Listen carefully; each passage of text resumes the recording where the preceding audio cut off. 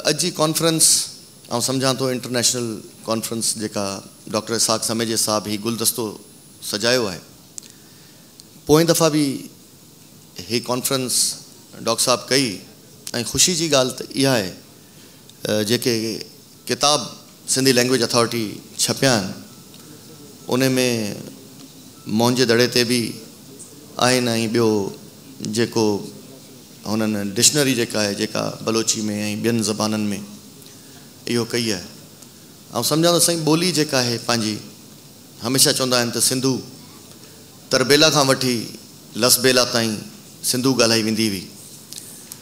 ऐं उन खे प्रिज़र्व करण लाइ या उन खे हिकिड़ो संभालण लाइ तव्हांखे खपे त जेके ॿार आहिनि जेका नौजवान नसल आहे उन्हनि खे त उहे जेके वालदेन आहिनि उहे सिंधी में ॻाल्हाइनि उन्हनि सां। ऐं अॼुकल्ह पाण वटि रवाज़ तमामु घणो इहो आहे त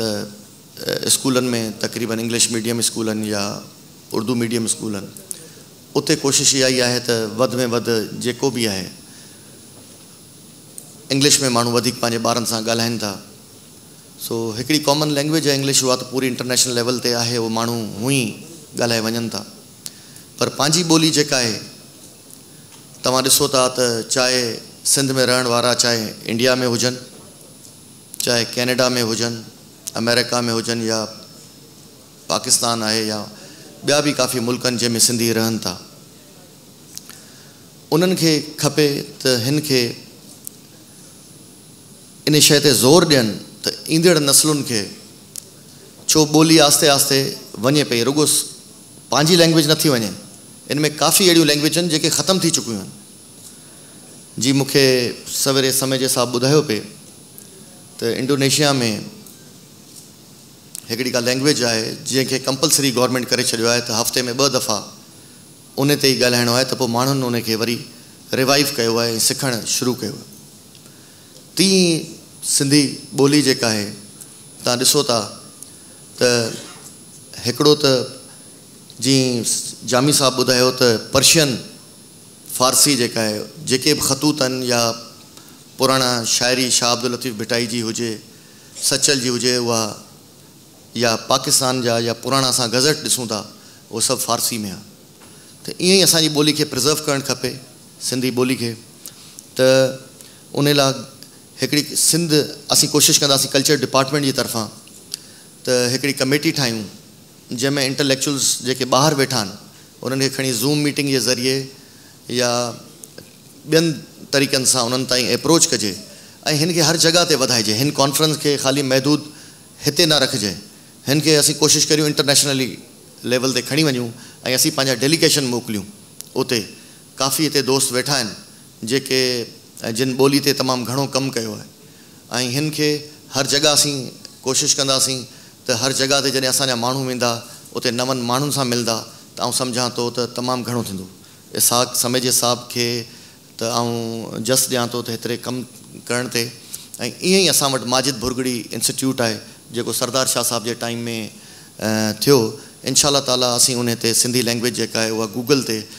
तव्हां जी ॾिसो था, जीअं चैट GPT आहे या ॿियूं जीअं AI जो ज़िक्र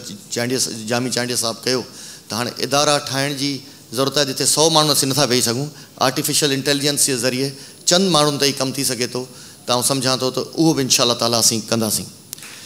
ऐं सरदार शाह साहब खे आउं रिक्वेस्ट कंदुसि त जेके स्कूल आहिनि, प्राइवेट स्कूल आहिनि, उन्हनि में मूं ॾिठो आहे त सिंधी ॿोली पंहिंजी जेका आहे उहा बिल्कुलु पढ़ाई वञे थी क्लास 5 ताईं।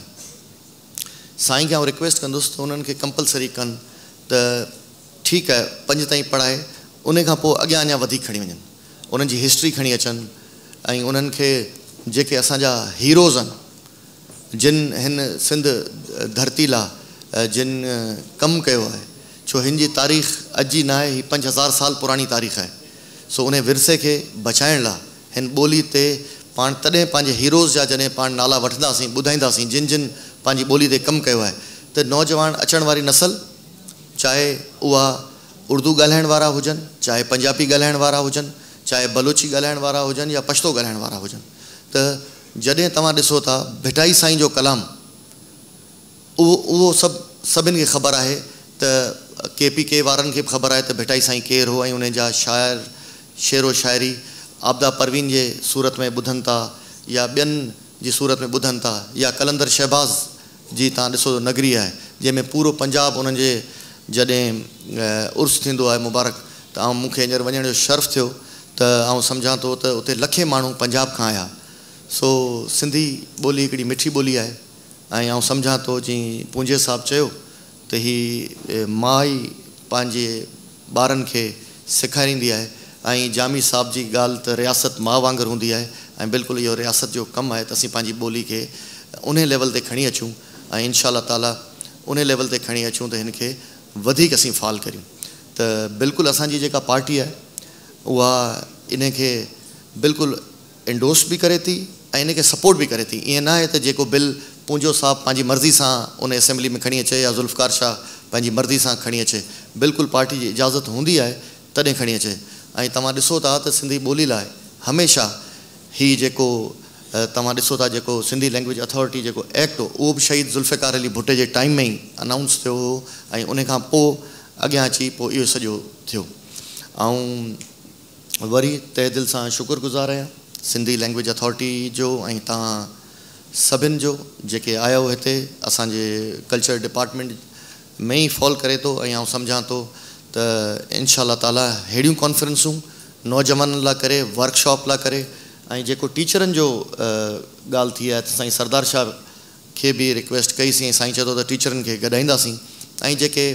सिंधी लैंग्वेज अथॉरिटी जेको सिंध टेक्स्ट बुक बोर्ड आहे उन में बि काफ़ी ग्रामेटिक मिस्टेक्स या ॿियूं जेके ॿारनि खे किताबूं वञनि थियूं त उन्हनि में बि इंशा ताला समय जे हिसाब वारा वधीक उनखे फाल कंदा ऐं उन्हनि खे वधीक बहितर करण जी कोशिशि कंदा। तव्हां सभिनि जी वॾी वॾी महिरबानी ऐं शुक्रिया साईं।